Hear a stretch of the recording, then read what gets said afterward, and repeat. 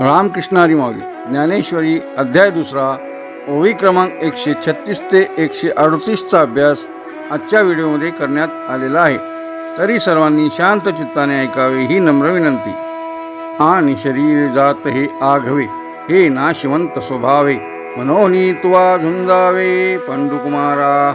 भगवान श्रीकृष्ण अर्जुनाला म्हणतात की हे पांडुपुत्र अर्जुना, जगामध्ये जितकी म्हणून शरीरे आहेत ती सर्व स्वभावतःच नाशवंत आहेत. ती कधी ना कधी संपणारच आहेत.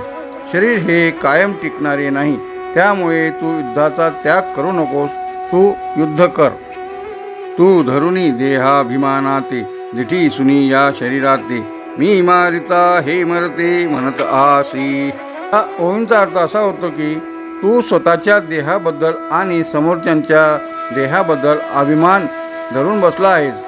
शरीराकडे पाहून तुला असे वाटते आहे की मी मारणार आहे आणि हे माझे नातेवाईक मरणार आहेत. हा तुझा केवळ भ्रम आहे. तू मारणारा नाहीस आणि ते मरणारेच नाहीत, असे भगवान श्रीकृष्ण अर्जुनाला म्हणत आहेत. तरी अर्जुना तू हे नेनसी, जरी तत्वता विचारीसी, तरी वदिता तू नवेसी, हे वध्य नव्हती. ह्या ओव्यामध्ये भगवान श्रीकृष्ण पुढे असे म्हणतात की हे अर्जुना, तुला खरे सत्य माहीतच नाही.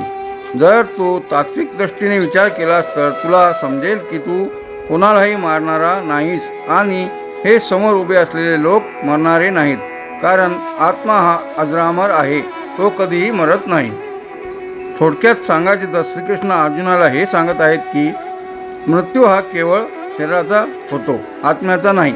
अर्जुन जेव्हा मी यांना मारतोय हा मोह त्याला पडतो तेव्हा श्रीकृष्ण त्याला कर्तव्याची आठवण करून देतात की आत्मा अविनाशी असल्याने कोणाकडूनही कोणाची हत्या होणे शक्य नाही.